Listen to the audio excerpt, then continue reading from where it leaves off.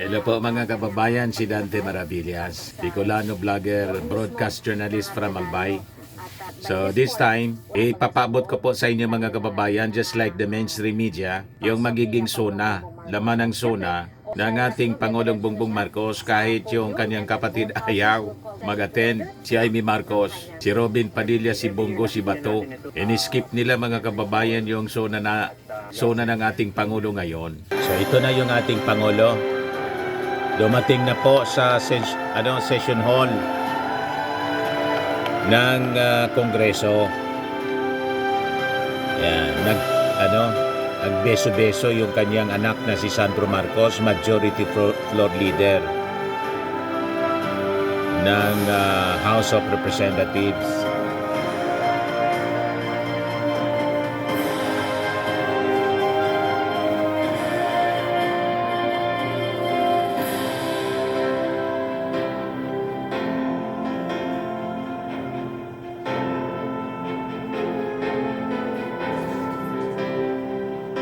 May pakamay-kamay pa si Joel Villanueva. Mga plastic lang naman. Di ba? Yung mga senador ni Digong, mga kampi kay Digong, mga kababayan, kampi kay Sara, may pakamay-kamay pa. Ito na siya. Nakipagkamay na kay Speaker Martin and Chis Escudero. On the part of the Senate, the joint session is called to order. On the part of the House of Representatives, the joint session is called to order. Please remain standing for the singing of the Philippine National Anthem to be led by Mr. Safronio Vasquez III. Yang magiliw, pelas ng silanganan, alab ng puso, sa dibdib mo'y buhay.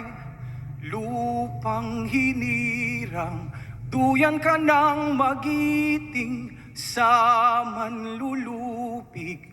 Di ka pasisiil sa dagat at bundok, sa simoy at sa langit mong bughaw.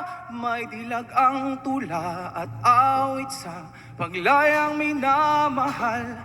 Ang kislap ng watawat mo'y tagumpay na diningning. Ang bituin at araw niya kailan pamay di magdi.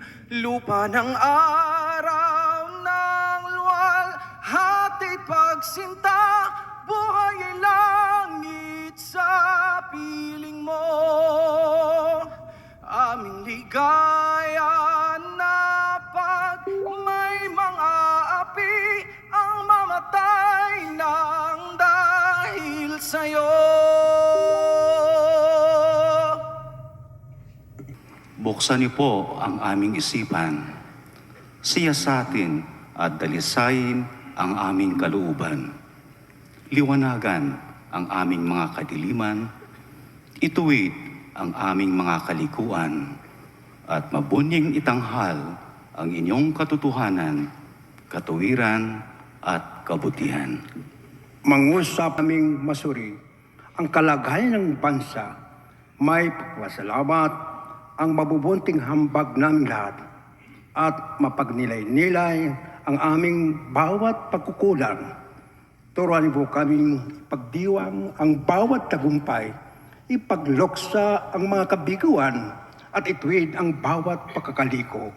Sa pagtitipong ito, lapo ninyong ipaliwanag sa aming lahat ang pananagutan ng bawat isa sa pagbuo at pagpapalakas ng isang dakilang bayan. Turuan niyo po kaming higit pang lumalim, lumawak, at tumaas ang pagkaunawa at pagtupad sa banal na layon ng pamumuno at pamamahala. Patuloy niyo pong ipabatid at idiin ang pananagutan sa inyo at sa sambayanan ng bawat isang opisyal ng gobyerno at pinuno ng mga sangayin nito. Matagpuan niyo nawa kaming lahat, pinuno at pinamumunuan, na lalo pang puspusang nagtutulungan sa pag-angat at pagsusulong sa bayan tungo sa magandang kinabukasan.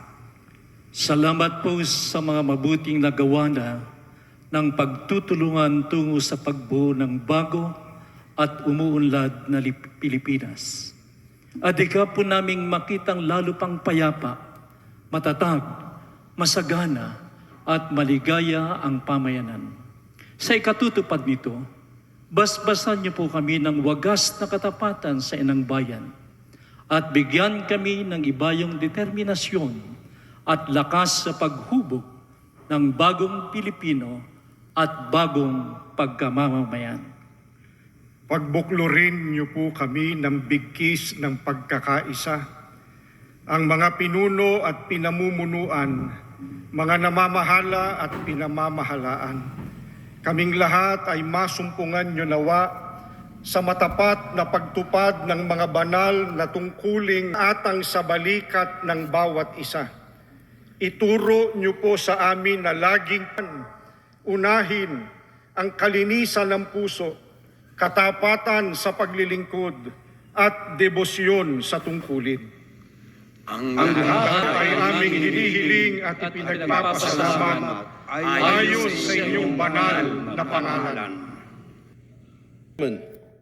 Honorable members of the Congress of the Philippines, His Excellency Ferdinand R. Marcos Jr., President of the Republic of the Philippines.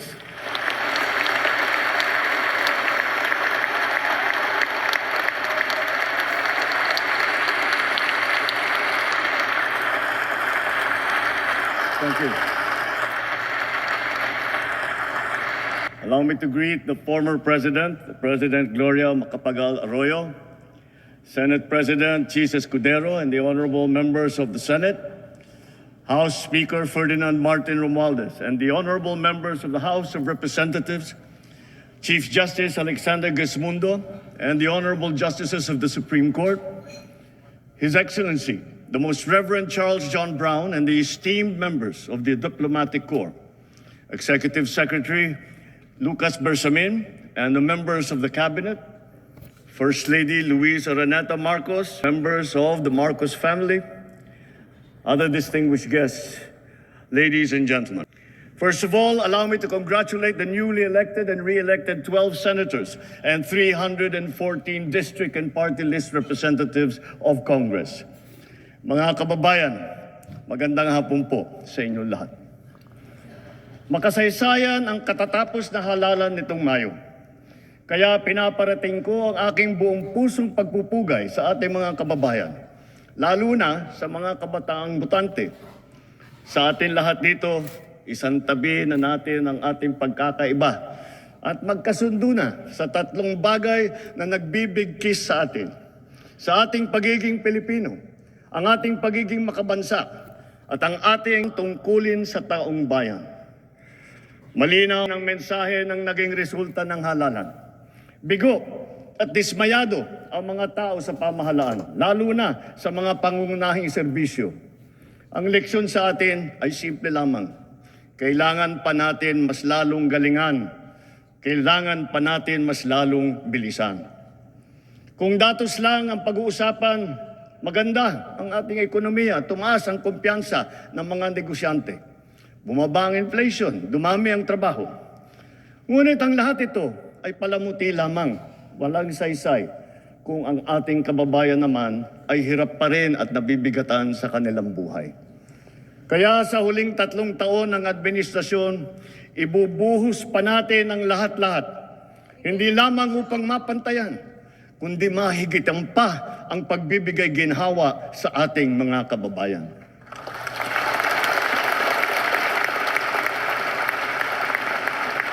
Hindi na ako magpapaligoy-ligoy pa.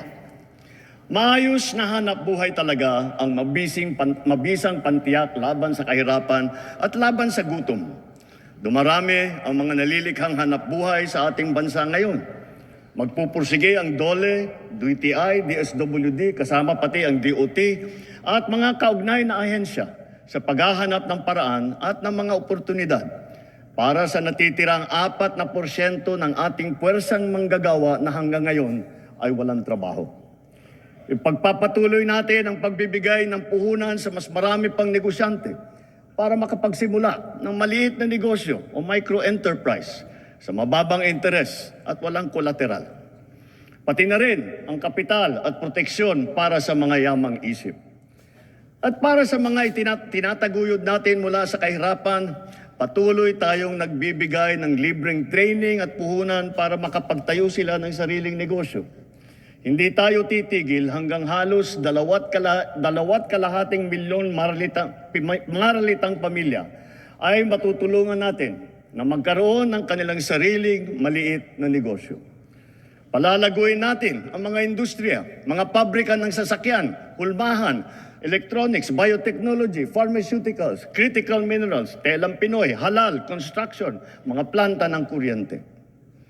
Ngunit, nananawagan pa rin ako sa ating mga negosyante. Mamumuhunan kayo sa ating agrikultura. My single resounding message to the international business community is this: the Philippines is ready. Invest in the Filipino. Our cavalcade of dependable and hardworking Filipinos, innately skilled, adaptable, and possessed with a heart for service are here, ready to work and to succeed with you. Sa mga nagtatanong kung nasa na ang 20 pesos na bigas, ito ang aking tugon. Napatunayan na natin na kaya na natin ang 20 pesos sa bawat kilo ng bigas nang hindi malulugi ang ating mga magsasaka.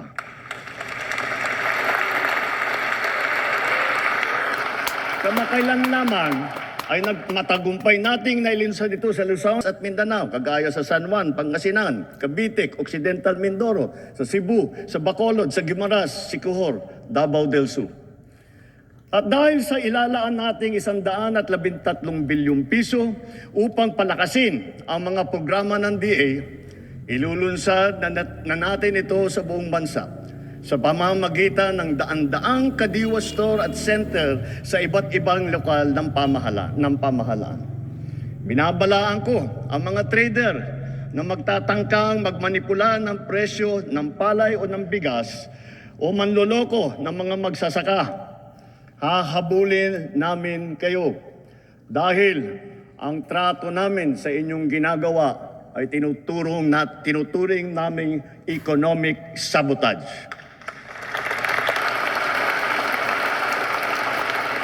Bilang pangunahing solusyon sa mataan ng baboy, pinalalakas natin ang ating lokal na produksyon. Namimigay tayo ng mga biik at inahin. Nagpapatayo din tayo ng mga biosecured facilities upang lubos na pababain ang presyo ng karne. Nagsimula ng magbakuna labang sa ASF at palalawigin pa natin ito ng pagbabakuna sa lahat. Pinataas natin ang produksyon ng palay, mais, pinya, saging, mangga, kape, kakao, kalamansi, tubo, sibuyas, bawang at iba pang mga agricultural products. Mula nagsimula itong administrasyon, mahigit 8.5 milyon magsasaka at mangingisda ang nakatanggap ng tulong. Lalo pa natin paiigtingin ang mga programa ng pamahalaan para mas marami pa ang matutulungan. Libo-libong kilometro ng farm-to-market road na ang ginawa na at libo-libong kilometro pa ang pinapasinayaan. Libo-libong hektarya ng lupa ay nalagyan na ng patubig sa buong bansa at libo-libong hektarya pa ang patutubigan. Libo-libo ring makinarya at pasilidad ang ating binuksan at pinamigay para sa mga magsasaka at mangingisda. Marami po tayong ipapatayo na rice processing system. Itong mga pasilidad at mga bangkang yari sa fiberglass na ipamimigay naman sa lahat ng ito ay sumusuporta sa paghahanda, sa pagpunla, pag-ani, pagbiyahe hanggang sa pagbenta. Milyong-milyong Pilipino ang umaasa sa puno ng niyog bilang pangunahing kabuhayan. Mula ngayong taon, hindi bababa sa 15 milyong hybrid at mataas na klaseng mga binhi ng niyog ang ating itatanim sa iba't ibang panig ng Pilipinas. At itutuloy natin ito hanggang 100 milyong puno na ng niyog ang ating maitatanim sa buong Pilipinas. Ayos. At upang lubos na pasigla industriya ng niyog, hihilingin natin sa Kongreso na amyendahan ang Coconut Farmers and Industry Trust Fund Act para naman maging mas angkop sa mga pangangailangan ng magsasaka. Bahagi lamang ito na ginagawa natin ang pagpapalakas ng ibang industriya.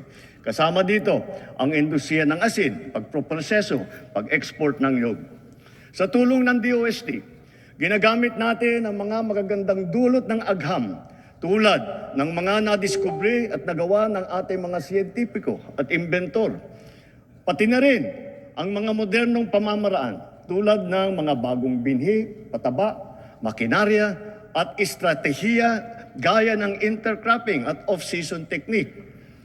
Naghihintay din sa ating kabataan ang mga kurso, programa at mga scholarship sa larangan ng agrikultura upang ito ay kanilang gawing hanap buhay balang araw at may papagpatuloy ang marangal na kabuhayan ng kanilang mga magulang. At para sa susunod na ating salinlahi ng mga magsasaka, tiyak na magiging kanila na ng tuluyan ang lupang sinasaka nila.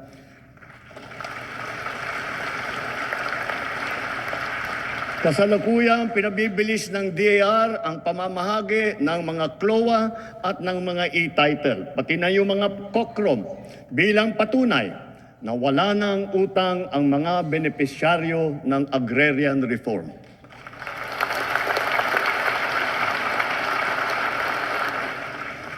Bagaman dumarami ang ating mga planta ng kuryente sa buong bansa, lalo na ang mga bagong teknolohiya at malinis na enerhiya tulad ng solar, windmill, natural gas. Bagaman kilalang-kilala na tayo sa buong mundo dahil sa pagpapahalaga natin sa renewable energy, naririyan pa rin ang mga problema sa enerhiya na damandama ng bawat Pilipino. Kagaya ng 3 milyong kabahayan na wala pang kuryente. Palagi ang brownout at ang mataas na presyo ng kuryente. Kaya binibilisan nating mabigyan ng koneksyon at pinapalakas palalo ang kakayahan ng ating gumagawa ng kuryente. Pagpasok ng administrasyong ito, mahigit 5 milyon ang mga bahay na wala pang kuryente. Sa loob ng 3 taon, 2.5 milyong kabahayan ang ating nakabitan na may kuryente na sila. Sa susunod na 3 taon, halos 200 planta ang ating tatapusin. Ito ay may kakayahan magpailaw sa 4 milyong kabahayan o sa mahigit na 2,000 pabrika o sa halos 7,000 tanggapan at negosyo. Hahabulin at tutuparin ng DOE at NEA ang natatakdang dami ng mga kabahayang makakabitan ng kuryente ngayong taon hanggang 2028. Lalo na sa Quezon, sa Camarines Norte, sa Palawan, sa Masbate, sa Samar, sa Negros Occidental, sa Zamboanga del Sur. At sa pagtatapos ng 2028, dagdag na mahigit 1 milyong kabahayan pa ang magkakaroon na rin ng kuryente sa pamamagitan ng solar power home system. Para lalo pang makatipid ang ating mga kababayan at maipagbili ang anumang sobrang kuryente nila, isusulong na ng Department of Energy ang net metering program at pabibilisin din ng ERC ang proseso ng pag-aproba nito. Habang inaayos natin ang komplikado nating sistema ng enerhiya sa bansa upang maipababa ang presyo, pinapalawig pa natin ang lifeline rate. Bukod sa mga miyembro ng 4P, kasama na rin ngayon ang mga pamilyang nasa listahanan na maliit lamang ang kinikita at ang konsumo naman ay hindi lumalampas sa lifeline rate. Hindi ko palalampasin ang nangyari kamakailan sa Siquijor. Dahil sa malawakang brownout, napilitan pang magdeklara ng state of calamity sa lalawigan. Naperwisyo nito ang mga taga roon, ang kanilang turismo, kanilang negosyo, ospital, sari-saring serbisyo. Sa ginawa nating investigasyon, ano yung ating natuklasan? Mga expired na permit, mga sirang generator na halatang napabayaan, kaya sunod-sunod na bumibigay. Mabagal na aksyon at kawalan ng maayos na sistema ng pabili ng krudo at ng mga pyesa. Ipinag-utos ko sa DOE, NEA at ERC na pabalikin sa normal ang serbisyo ng kuryente sa Siquijor bago matapos ang taon. Titiyakin namin na maitatag agad ang mga pasilidad para sa pangmatagalang lunas sa kanilang problema sa kuryente. Hindi na dapat ito maulit muli. Iimbestigahan ang naging kapabayaan nito at ang iba pang mga katulad na kaso sa buong bansa. Dapat nilang ayusin ang pamamahala ng mga kumpanya ng kuryente at ipag-utos ang pag-refund kung kinakailangan. Tulad ng pagkain, nakasalalay ang buhay natin sa tubig. Marami tayong mga malalaking proyekto na nakalakat-latag para sa butihing supply at malinis na tubig sa buong bansa. Meron din tayong mga makabagong sistema upang salayin ang tubig at gawin itong malinis para mainom, lalo na para doon sa mga taga-isla. Ganun pa man, marami kaming natatanggap na reklamo na hindi man lang daw umaabot ang tubig sa kanilang mga gripo. Sa lawak ng reklamo, lampas 6 na milyong consumer sa buong bansa ang kasalukuyang naapektuhan. Nakita ko na ang report. Kaya't ginagawa ng LUA ngayon ang mga mabisang hakbang laban sa palpak na serbisyo ng mga water district at kanilang mga joint venture partners.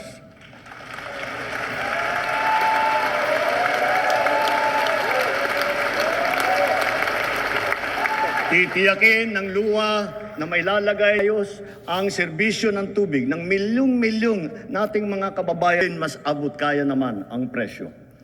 Higit sa lahat, titiyakin natin mapapanagot ang mga nagpabaya at nagkulang sa mahalagang serbisyong publiko na ito.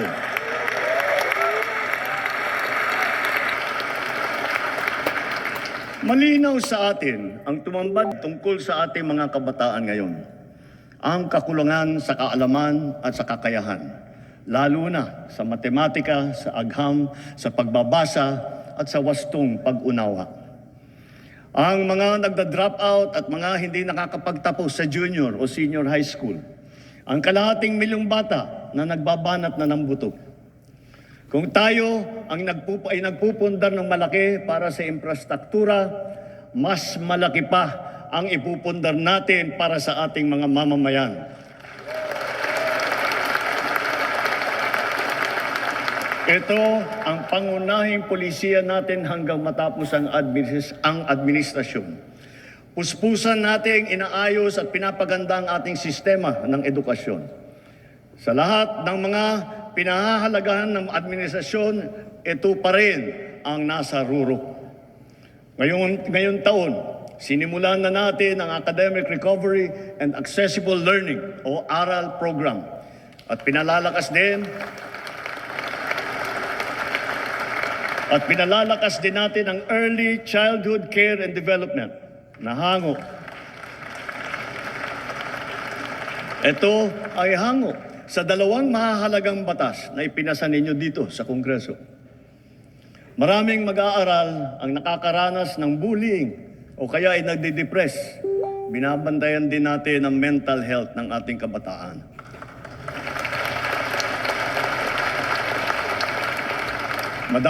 Magdadagdag tayo ng mga school counselor na magsisilbing sanggunian at gabay nila. Naglaan tayo ng 1 bilyon para makapagtayo ng mahigit 300 barangay child development center at bulilit center sa buong bansa. At ang pinaka-priority ay nangailangan na puok na malalayo.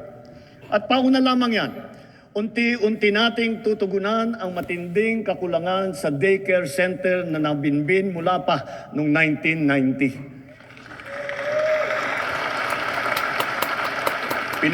Pinaspasan na natin ang pagpabakuna bata. Sa DOH, kumpletuhin na natin ang bakuna para matapos na sa lalong madaling panahon na kumpleto na lahat ng ating mga anak ay nabakunahan na. Sa ilalim naman ng bagong lunsad na Yakap Caravan, matitignan na ang kondisyon ng kalusugan hindi lamang ng mga mag-aaral, kung hindi pati na ang mga guro. Mabibigyan sila ng libreng medical check-up, libreng lab test tulad ng cancer screening at libre na gamot. Sa nakaraang 3 taon, halos 22,000 silid-aralan ang nabuksan na. Hihigitan pa natin ito dahil talagang nakakaawa ang ating mga mag-aaral. Hindi na natin dapat nabibitin ang oras nila sa klase dahil sa kakulangan ng classroom. Katuwang ng pribadong sektor, sisikapin nating madadagdagan pa ng 40,000 silid-aralan bago matapos itong administrasyon.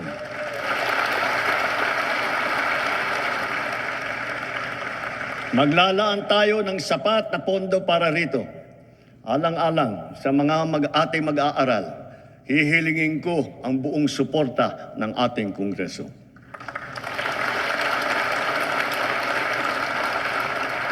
Naging matagumpay ang isinagawang tutoring at remedial program para sa mga mag-aaral nitong nakalipas na taon at nitong summer break.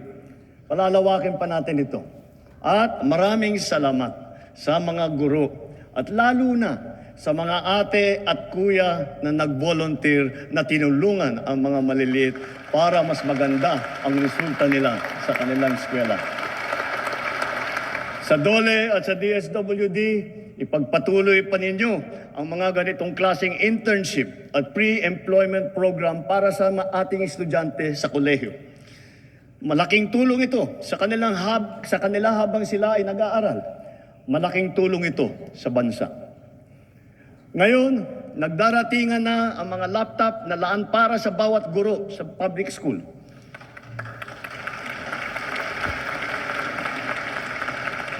Tiniyak natin na walang anomalya sa pagbili ng mga laptop na ito. Alam nila may tinatamaan dito. Nakahanda na ang mga digital na mga materyales, mga smart TV, libreng Wi-Fi at libreng load sa bayanihan SIM card. Dahil dito, handa na rin ang ating mga estudyante para makasabay sa makabagong paraan ng pag-aaral sa makabagong mundo. Ang pinakamahalaga sa sistema ng edukasyon ay ang ating mga mahal na guro. Asahan po ninyo na hindi gagawing sukatan ng galing ninyo o ng performance ninyo ang dami lamang ng estudyante na inyong ipinapasa, kundi ang dami ng mag-aaral na inyong pinapahusay at pinapataas ang ambisyon sa buhay.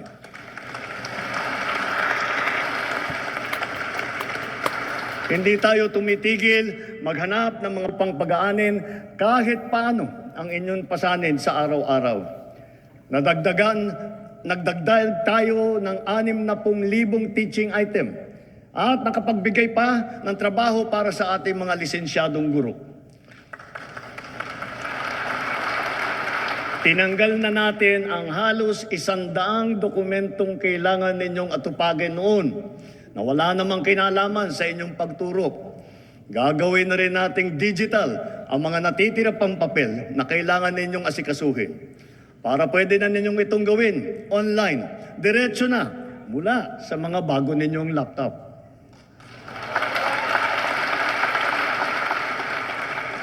At ngayong school year na ito, makakatanggap na kayo ng kabayaran para sa inyong teaching overload at para sa inyong overtime.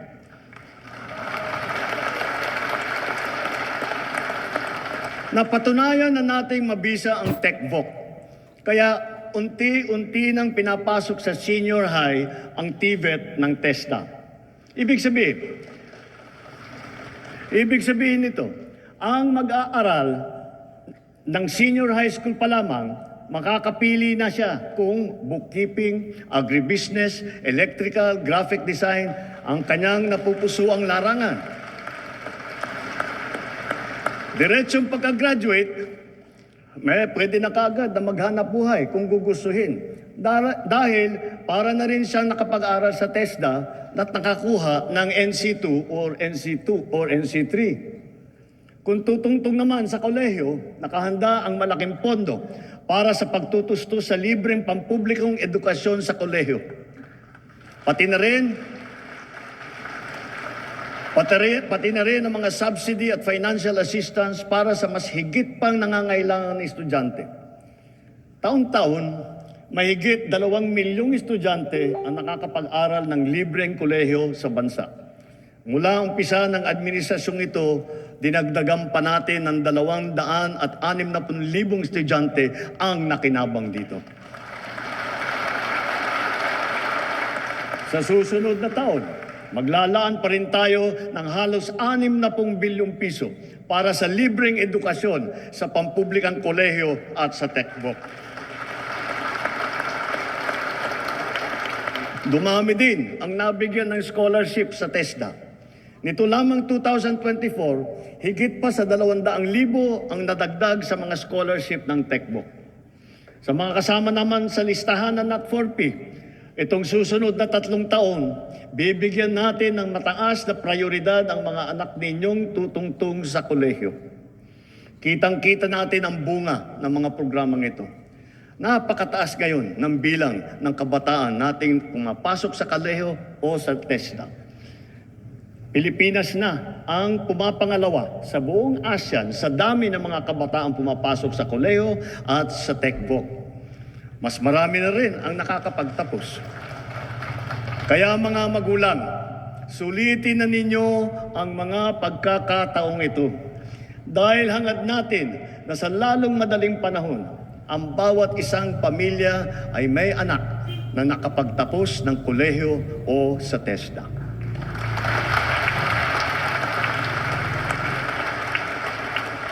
Kung kalidad lang din ang pag-uusapan, hindi nagpapahuli ang mga universidad at kolehiyo natin dito sa bansa.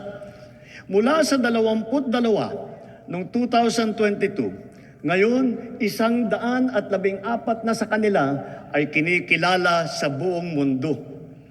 6 na po nito ay public school. At bilang natatanging pagkilala, gagawaran natin ng Presidential Merit Scholarship ang mga high school graduate na makakakuha ng matataas na honor.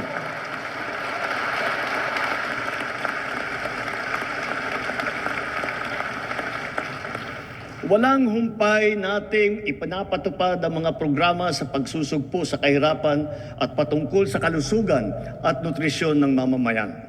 Tuloy-tuloy pa rin ang ating programang 4Ps. Hangad din natin na amyendahan ang batas ng 4Ps upang matiyak na talagang sapat ang panahon para maitaguyod ang kanilang paghihirap. Maitaguyod sila sa ang mga mahihirap. Mula na nagsimula itong administrasyon, mahigit 5 milyong kabahayan ang nagbenepisyo sa conditional cash grant ng 4P. Mas maganda pa ang balita na sa 3 taon, halos 1.2 milyong pamilya ang gumanda na ang buhay. Kaya nakakapag-graduate na sa program ng 4Ps. Batid natin lahat ang mga kababayan natin na namumuhay sa lansangan. Sila ang pinakanangangailangan ng tulong ng pamahalaan.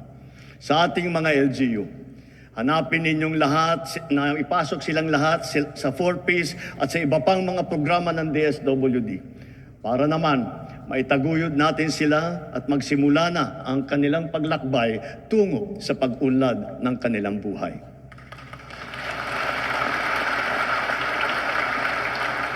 Sa 2nd taon ng ating Walang Gutom program, mabibigyan ng tulong ang 600,000 pinakanangangailangang kabahayan sa kanilang nutrisyon. At sa 2027, dadamihin pa natin sa 750,000 kabahayan ang maaabot ng feeding program natin. Pinapagpatuloy ng DSWD at ng DepEd ang feeding program nila para sa mga daycare center sa pampublikong paaralan at nakapagbigay ng masustansyang pagkain at gatas sa mahigit 3.2 milyong mag-aaral sa buong bansa.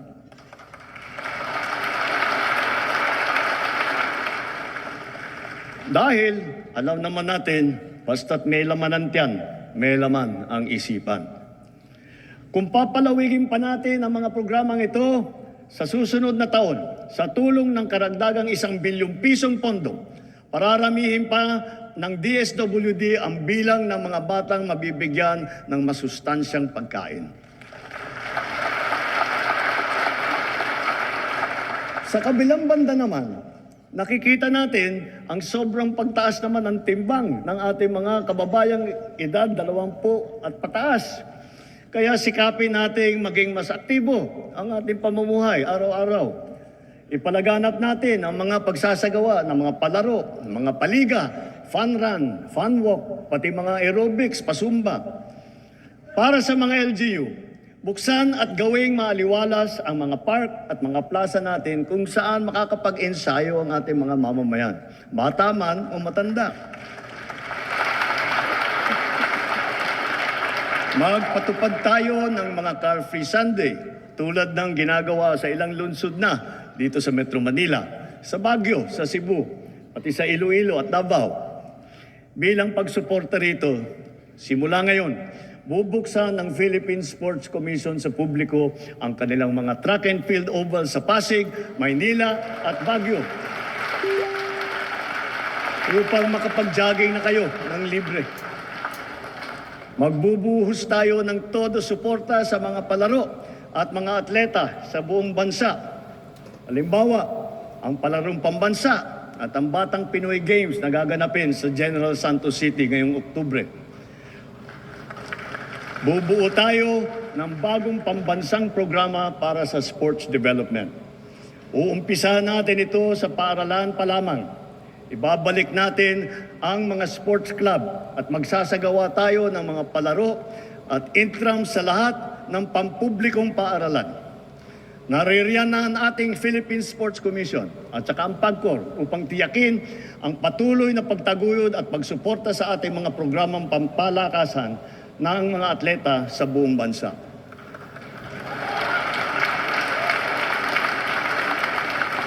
Dahil sa mga ito, ang ating kabataan ay maagang namumulat sa sport, humuhusay at tumataas ang kumpiyansa.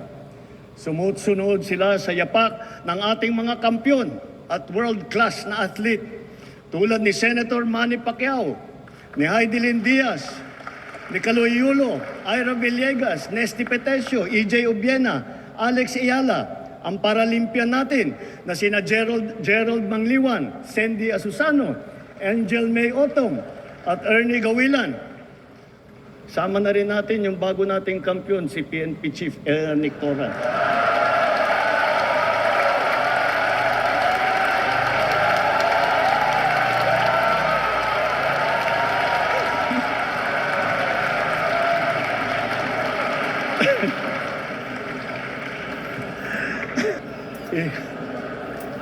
Natawa yung ating Pangulo.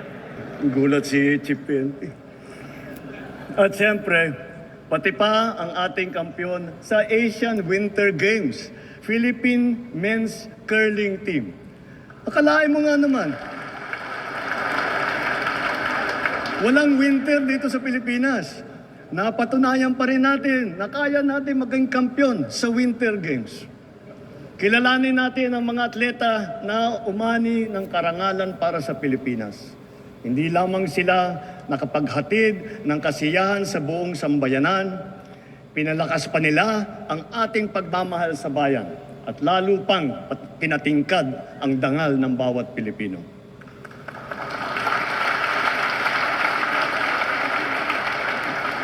Dito sa atin, mahal magkasakit. Mahal ang gamot. Kulang ang paggamutan. Walang doktor, lalo na sa mga liblib ng mga bayan. Kaya mula nang nagsimula ang administrasyon, ito ang tinutukan natin. Kasama ng edukasyon at pagsugpo sa kahirapan. Sa loob ng 3 taon, pinarami natin ang mga pampublikong ospital at specialty center. Nariyan na rin ang 53 bukas center sa 32 lalawigan sa bansa. May libreng check-up, x-ray, lab test at iba pa. Ito ay para sa agarang serbisyong outpatient na hindi na kailangan magpa-confine pa sa ospital. Asahan ninyo, marami pa ang ating bubuksan na bukas.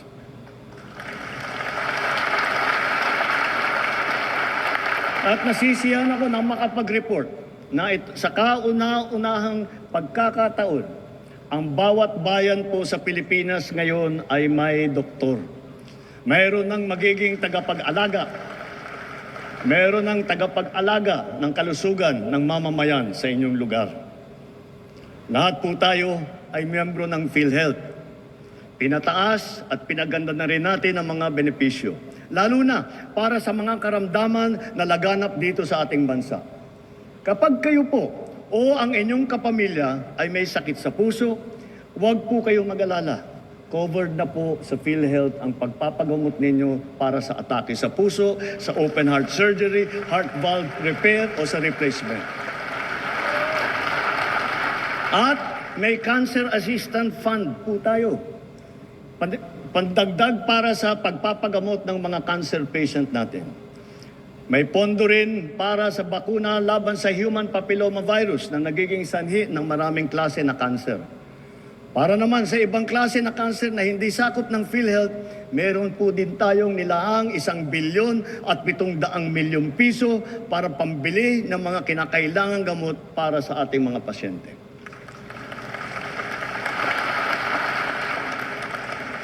Sa mga nagdadialysis, ang mga session ninyo na 3 beses sa isang linggo, libre na sa buong taon.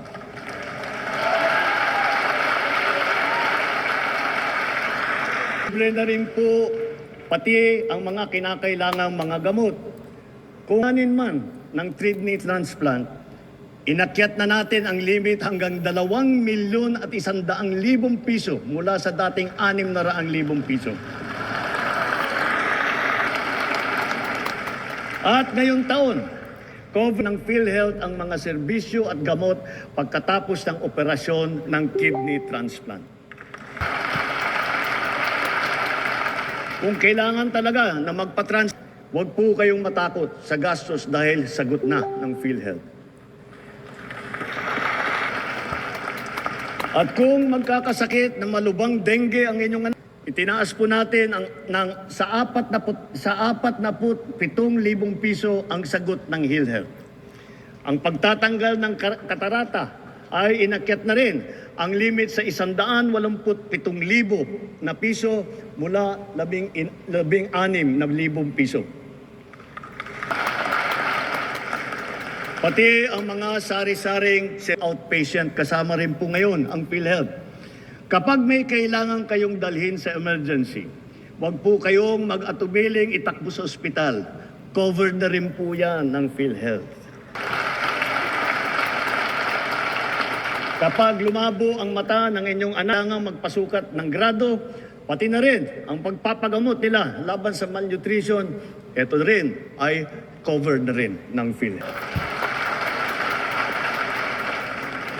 At para sa mga sakop na rin ng PhilHealth ang inyong therapy at rehabilitasyon, pati na rin ang mga mahahalagang kagamitan pang suporta para sa inyo.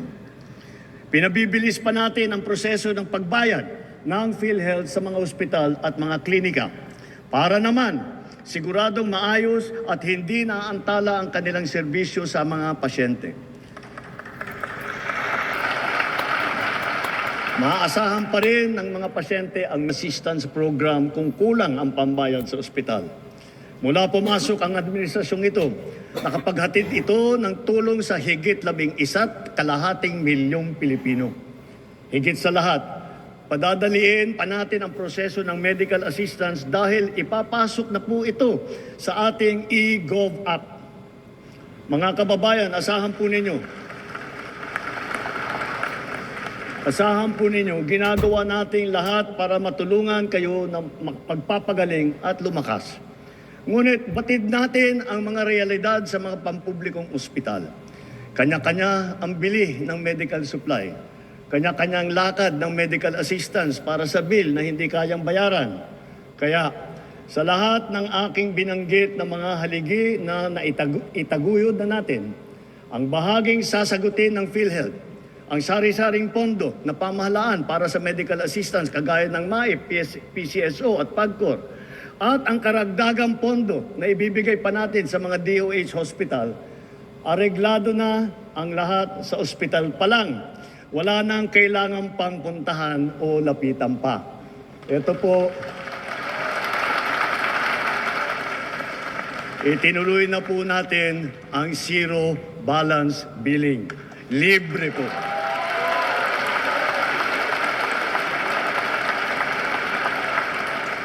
Ibig sabihin, ang serbisyo sa basic accommodation sa ating mga DOH na ospital, wala nang babayaran ang pasyente dahil bayad na ang bill ninyo. Uulitin ko, wala nang kailangan bayaran ng pasyente basta sa DOH ospital dahil bayad na po ang bill ninyo.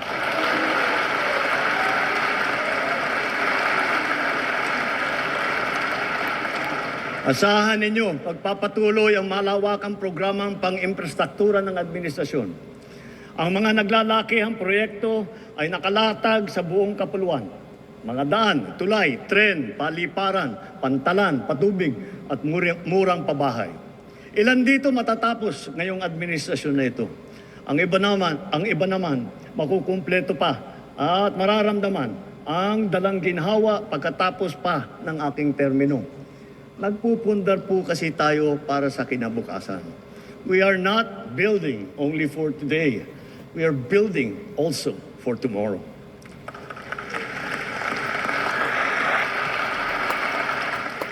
Habang ginagawa ang ating mga tad ng North-South Commuter Railway at ang ating mga subway, patuloy din ang pagpapaganda natin sa serbisyo ng MRT at saka LRT.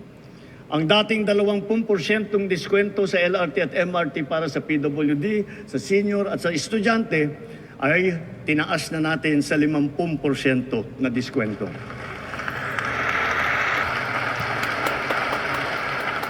Mayroon na po tayong One Pamilya Pass. Ito ay tuwing linggo para naman may konti pang matitipid ang pamilya sa kanilang pamamasyal at sa kanilang pagsimba. Ang tinatawag na dalyan ng mga tren na binili noong pang 2014 at hindi pa nagamit ay sinimulan na nating mapaganda at mapatakbo sa MRT.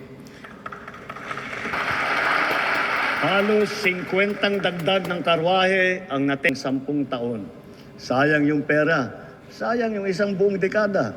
Pero ngayon, naayos na natin. Ang 3 bagon ay nagagamit na ngayon. Asahan ninyo. Ang ilan sa 45 ay magagamit na rin natin bago matapos ang taong ito. At ang iba pa ay susunod sa susunod na mga taon. Magtatanong ako sa iba sa inyo, nawan ninyo yung tinatawag nating love bus? Ito yung popular na pampublikong bus sa Metro Manila na sinimulan noong 1970s. Ngayon, hindi lang natin ibabalik ang love bus. Gagawin pa natin itong libre.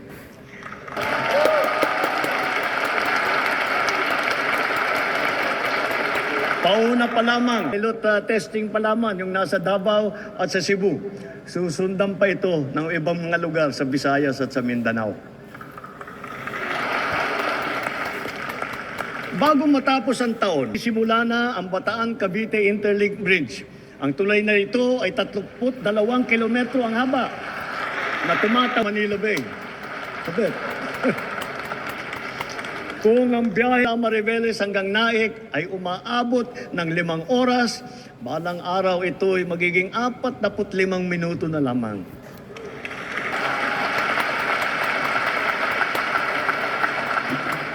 Ang mga rail NR Bicol Line na sinira ng Bagyong Christine ay unti-unti nating pinatitibay at naayos na.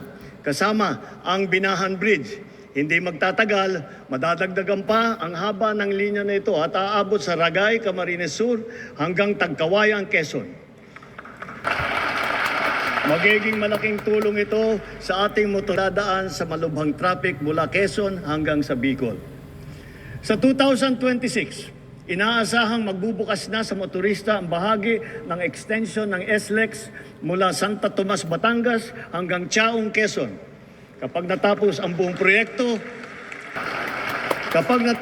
buong proyekto, ang dating 4 na magiging 1 oras na lang. Kaya inaatasan ko ang DPWH na bantayang mabuti ang mga proyekto sa kahabaan ng Quezon patulak ng Bicol at tiyakin tama ang kalidad, matibay at nasa takdang oras ang pagtatapos. Ayos dito, Ang papunta sa amin. Sikiat Bridge na mahalagang tulay na ginagawa ngayon sa Tawi-Tawi, nabuksan na. Sa susunod na taon, ang tulay sa Malasa, Lupang Pula ay matatapos na rin.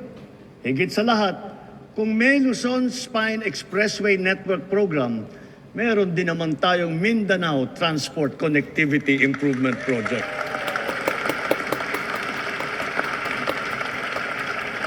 Sa proyekto, aayusin natin ang mga pangunahing daan na nag-uugnay sa Cagayan de Oro, sa Davao, General Santos na may haba na 428 kilometro.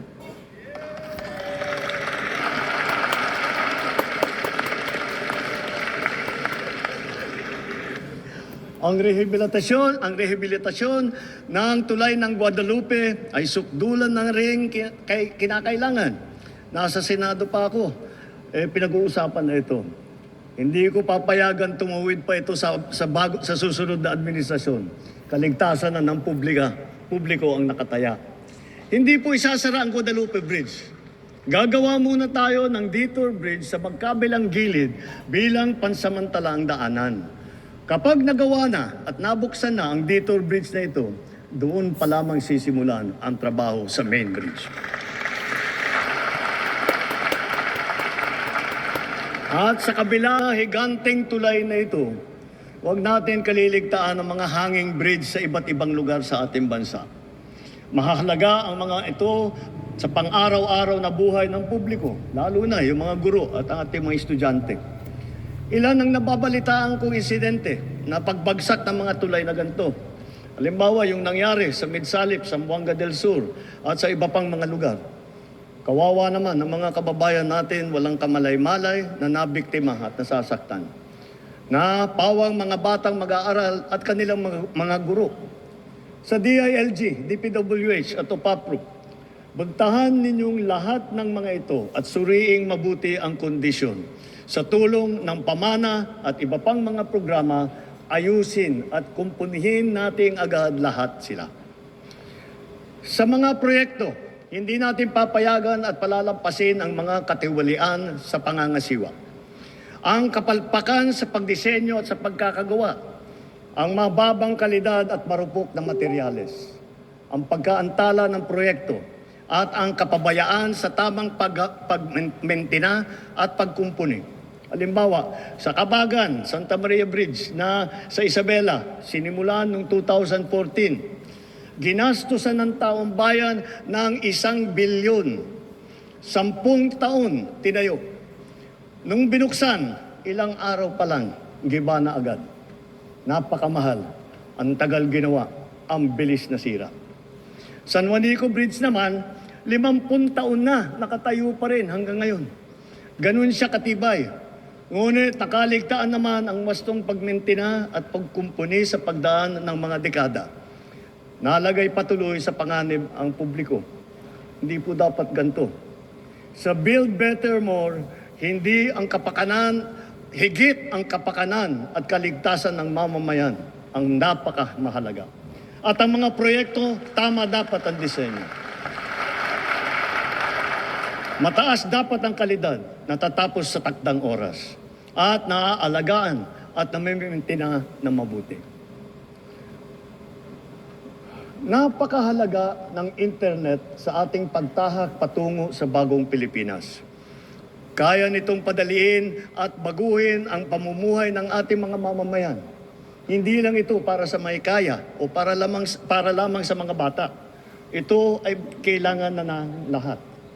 Natapos na ang Phase 1, 2 at saka 3 ng ating National Fiber Backbone Project na magpapalakas at magpapabilis sa ating internet.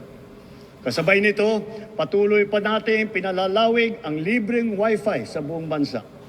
Noong Hunyo ng 2022, mga 4,000 free Wi-Fi sites lang ang meron tayo. Ngayon, halos 19,000 ang free wifi sites sa buong bansa.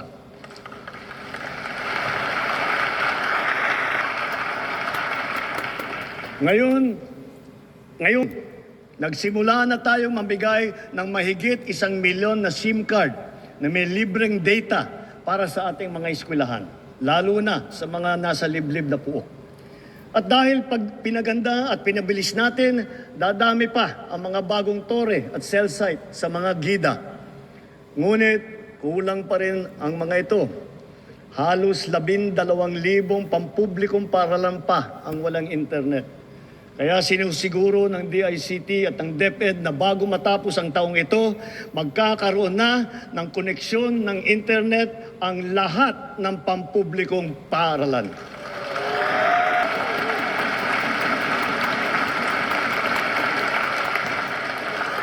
Mula nang inilunsad ito noong 2023, ang eGov app ay nagana, nagagamit at napapakinabangan ng ating taong bayan. Patuloy pang dumarami ang serbisyo tiyak na praktikal sa bawat Pilipino. Ngayon, mahigit 40 serbisyo ng pamahalaan kasama ng mga LGU ang nasa eGov app. Gamit ng app, maaari nang gawin at ayusin ang sari-saring mga serbisyo at proseso ng pamahalaan na dati ay pinipilahan pa natin ng ura-urada. Ang renewal ng driver's license para sa PhilHealth, para sa Pag-ibig, para sa GSIS, yung mga dokumento na kailangan ng ating mga OFW, sa immigration at customs, sa declaration sa airport, kahit ang paggawa ng biodata hanggang paghahanap ng trabaho. Mga government ID natin, kasama ng national ID at marami pang iba. Hindi magtatagal, magkakaroon na rin para sa NBI clearance, beep card para sa MRT at saka LRT, at e-TIN na galing naman sa BIR.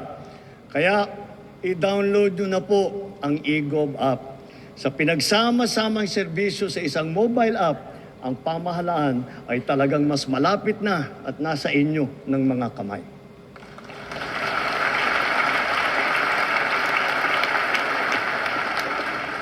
Sa LTO, alam kong tapos nyo ang paghahabol sa paggawa ng mga plaka ng motor na nabinbin mula pa noong 2014. 11 taon.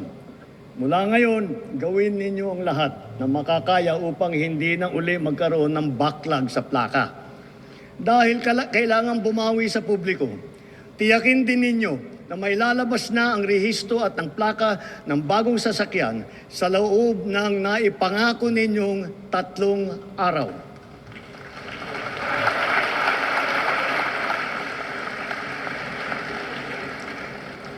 Ang kapayapaan ay mahalagang pundasyon ng bagong Pilipinas. Kaya pinapatatag natin ito kasabay ng ating pag-unlad. Patuloy tayo sa pagpapatibay ng ating kapulisan at sandatahang lakas.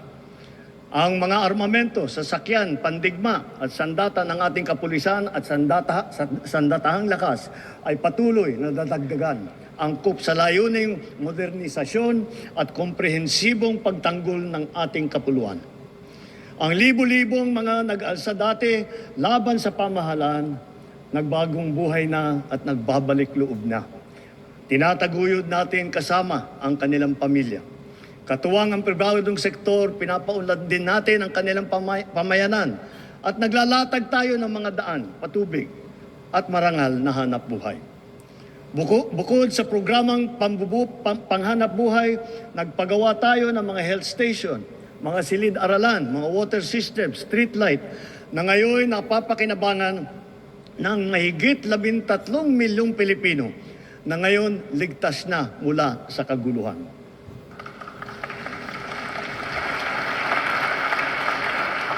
At sa wakas, wala na ring nalalabing grupong gerilya sa bansa. Titiyakin ng pamahalaan na wala nang mabubuo muli.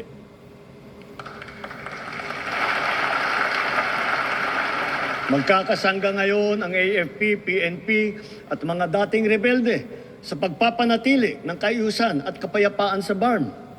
Kaya naman, ang lipunan natin ngayon ay mas mapayapa, mas mapangalaga rin sa karapatang pantao, anuman ang edad, kasarian, kondisyon o pangkat. Ngunit,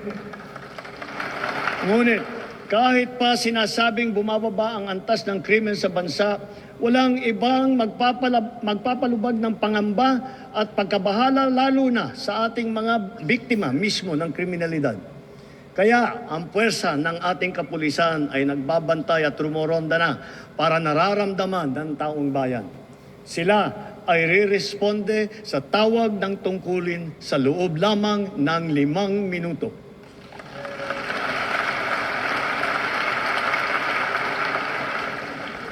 Nagtutulungan ang buong pamahalaan para lutasin ang mga kaso ng mga nawawala dahil sa walang pakundangang kagagawan ng mga sindikato sa likod ng madilim na mundo ng mga sabungan. Hahabulin at pananagutin natin ang mga utak at mga sangkot, sibilyan man o opisyal. Hala kayo dyan! Kahit mabigat o mayaman, hindi sila mangingibabaw sa batas. Hala kayo Higit sa lahat, ipararamdam natin sa mga bigat ng parusa sa karumal-dumal na krimen ng mga ito. Sa mga isinagawang pagsakote sa mga bodega at laboratorio at tagkang pagpasok, halos 83 bilyong pisong halaga ng droga ang nakumpiska na. Kamakailan lamang, may maging kargamento na nagkakahalaga ng bilyon-bilyon na nasabat natin sa Zambales, sa Pangasinan, sa Cagayan, Tondo, Muntinlupa, Ilocos Sur, Ilocos Norte, Cebu, Batangas, Rizal at Cavite. Noong isang buwan, personal kong sinaksihan ang pagsira ng halos 1.5 tonelada ng shabu at iba't ibang klase pa ng illegal na droga. Sa lahat ng mga operasyon na ito, mahigit 153,000 ang naaresto. Mahigit 9,000 at 600 sa kanila ay high-value target. Ang pinakamasaklap, mahigit 677 sa kanila ay kawani ng pamahalaan. Mahigit 100 ay halal na opisyal. Mahigit 50 ay pulis. Sa 3 taon lamang, halos mapantayan na ang kabuwang huli nung nakaraang administrasyon.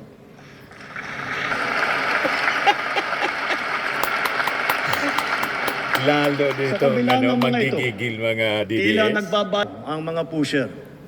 Kaya patuloy ang ating mga operasyon laban sa mga drug dealer, sila man ay big time o small time. Ngayon, masasabi natin na mataas na ang tingin ng buong mundo sa Pilipinas. Dahil maayos, patas at mahinahon tayong nakikitungo sa iba't ibang mga bansa. Tumutupad din tayo sa ating mga kasunduan at sa mga batas at panuntunan na pandaigdig na komunidad. Nagpapasalamat tayo sa ating mga magigiting ng OFW dahil sa kanila na ipamalas ang angking galing, kabutihan at puso ng Pilipino sa lahat ng sulok ng daigdig. Sa harap ng mga bagong banta sa ating kapayapaan at soberanya, mas maigting ngayon ang ating paghahanda, pagmamatsyag at pagtatanggol sa ating sarili. Ganun pa man, tayo pa rin ang nagtitimpi at nananatiling nagpapasensya, lalo na sa pagtanod sa ating buong kapuluan at sa pangangalaga sa ating interes. Subalit ngayon, mas pataas pa ang ating kumpiyansa dahil mas marami na tayong mga kasangga na magiging kabalikat natin sa oras ng matinding pangangailangan. Then as now, our foreign policy remains the same. The Philippines is a friend to all. The Philippines is an enemy to none. That will be our main focus as we, the Philippines, host the ASEAN Summit in 2026.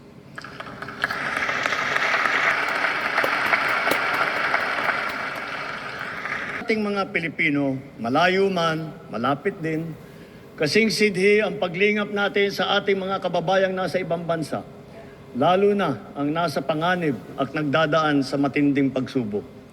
Hindi po biro at sadyang mapanganib ang hanap buhay ng ating tripulante. Ang trahedya na sinapit nila sa kamay ng mga rebeldeng Houthi ay isang halimbawa. Matapos ang mahigit 4 na araw, ang mga kababayan nating nang binihag ng rebelding Houthi ay pinalaya na rin. Dala ng ating pakikipagtulungan sa Sultanate of Oman. Gayon din, dahil sa ating masigasig ng pakikipag-ugnayan, sa loob ng 3 taon, nagawaran ng kapatawaran ang mahigit 600 kababayan nating nahatulan dahil sa sari-saring paglabag sa batas sa ibang bansa, lalo na sa UAE, sa Qatar, sa Bahrain, at sa iba pa. And so, for their crucial and most beneficent sovereign intervention, I personally convey the entire nation's sincerest gratitude to the Sultanate of Oman, the United Arab Emirates, the State of Qatar, the Kingdom of Bahrain, the State of Kuwait, and to all the leaders of various countries that have granted clemency and have shown kindness to our beleaguered compatriots. Maraming salamat po. Thank you very, very much. Masigasig din ang ating paghahanda sa matyag laban sa banta ng sakuna at kalamidad, lalo na sa bagong normal at nagbabagong klima na nagbubugso na panahon. Ngayong Hulyo, 4 na bagyo na ang dumaan sa atin. Sabi ng Pag-asa, mga 12 pa ang nagbabantang papasok sa bansa hanggang Disyembre. Sa 24 nating aktibong bulkan sa bansa, 4 ang kasalukuyang nag-aalboroto, lalo na ang Kanloon sa Negros. Hindi tayo dapat tumigil sa ating mga ginagawang paghahanda dahil ang banta ay patuloy na naririyan. Dapat ay maging likas at automatic na ang mga wastong gawi sa tuwing may sakuna. Dahil sunod-sunod ang mga sakuna. Lalo na ang bagyo, mahalagang itanim ang prinsipyo na continuous improvement kung saan tayo ay natututo sa palaging humuhusay at sa bawat karanasan. Nareremedyohan kung saan tayo nagkulang at saan natin dapat galingan pa. Kasama ng mga mahalagang infrastruktura, dadagdagan pa natin ang mga makabagong evacuation center ng ating naipatawiho na. Hindi na dapat pang gamitin bilang evacuation center ang ating mga paaralan.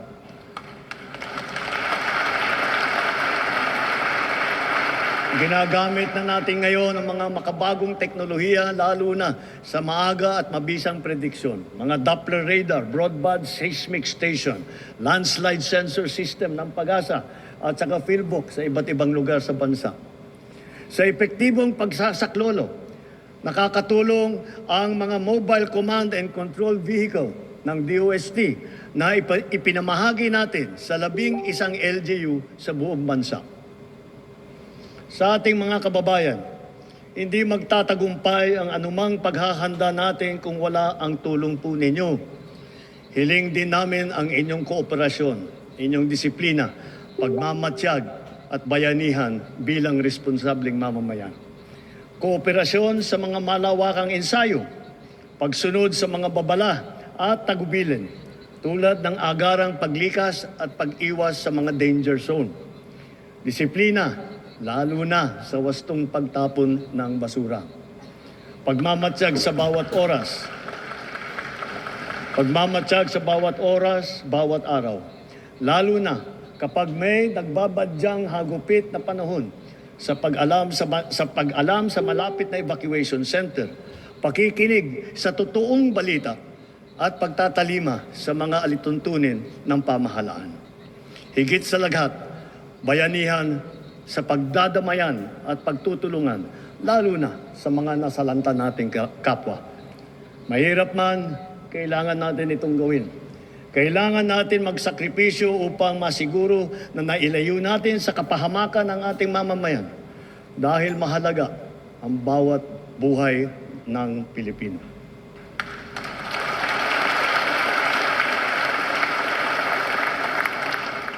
Kamakailan lamang, nag-inspeksyon ako sa naging epekto ng habagat ng bagyong Krising, Dante at Emong. Kitang-kita ko na maraming proyekto para sa flood control ay palpak at gumuho. At yung iba, guni-guni lang. Huwag na po tayo magkunwari. Alam naman ng buong madla na nagkakaraket sa mga proyekto.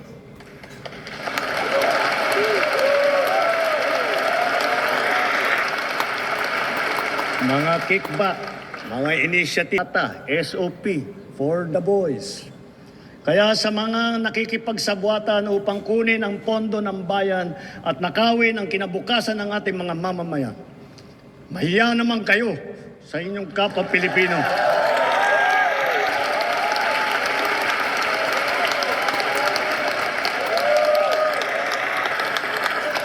Mahiya naman kayo sa mga kabahayan nating naanod o nalubog sa mga pagbaha. Mahiya naman kayo, lalo sa mga anak natin na magmamana sa mga utang na ginawa ng binulsan nyo lang ng pera.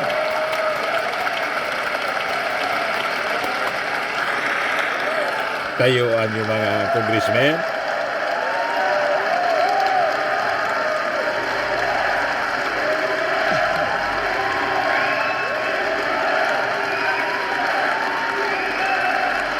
Para hindi na maulit, so that this will not happen again.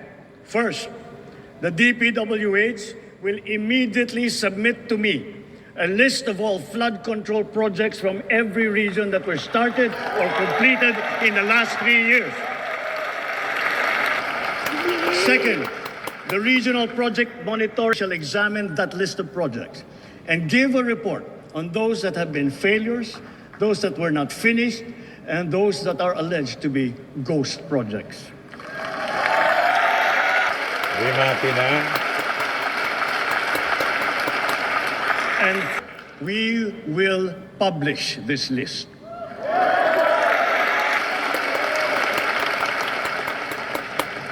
Isasa natin ang listahang ito. Kaya ang publiko na saksi sa mga proyektong ito ay malayang suriin ang listahan at magbahagi ng kanilang nalalaman para makatulong sa ating investigasyon.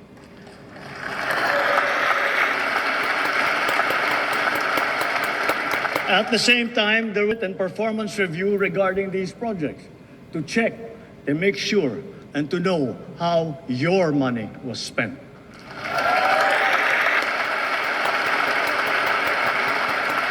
Sa mga susunod na buwan, makakasuhan ang lahat ng mga lalabas na may sala mula sa investigasyon, pati na ang mga kasabwat na kontratista sa buong bansa.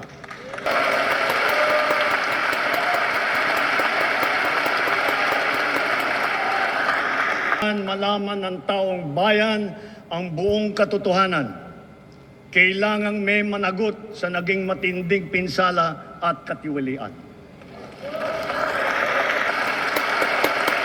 13,000 na mga Therefore, flood control projects for the previous administration. 2026 budget, I will return any proposed general appropriations bill that is not fully aligned with the national expenditure program.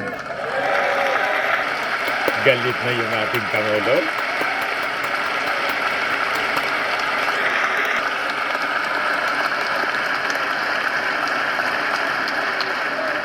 And further, I am willing to do this even if we end up with a reenacted budget.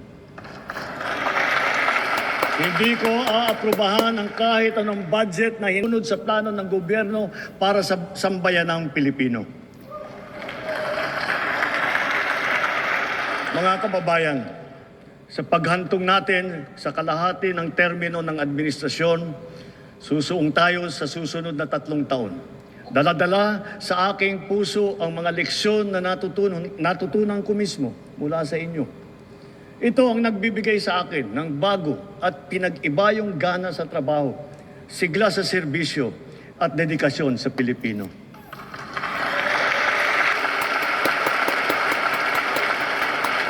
Huwag nating malihis ang ating pagtuon at pagtahak sa landas ng kaunlaran dahil nasa abot tanaw na natin ito. Ito ang ating dapat na pagtulungan. Ito ang ating dapat na pinagtutunguhan.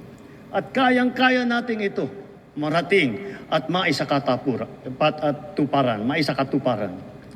Sa wika ng ating bayani, only he who, from whatever position he occupies, whether high or low, strives for the greatest good possible for his fellow man, possesses true patriotism. Alam po natin sa ating puso kung ano ang tama, kung ano ang mali, kung ano ang mas mahalaga at mas makakabuti sa sarili, sa pamilya at sa ating bayan. Sa mga matitinding hamon na binabato at hinaharang ng ating mundo ngayon, nasa likod ninyo ang pamahalaan. At huwag tayong matakot. Huwag tayong titiklop. Huwag tayong mawawalan ng pag-asa. Dahil ang Pilipino ay likas na matapang, magaling, masipag, matibay, at mabuti.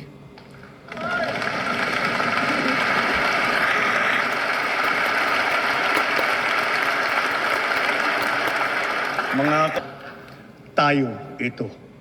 Tayo ang bagong Pilipino. Mabuhay po kayo at magandang gabi po sa inyong lahat.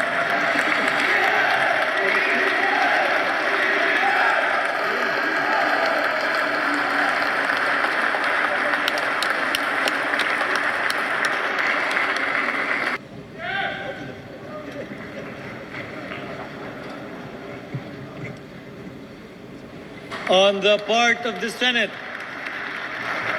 the joint session is hereby adjourned. On the part of the House of Representatives, the joint session is adjourned.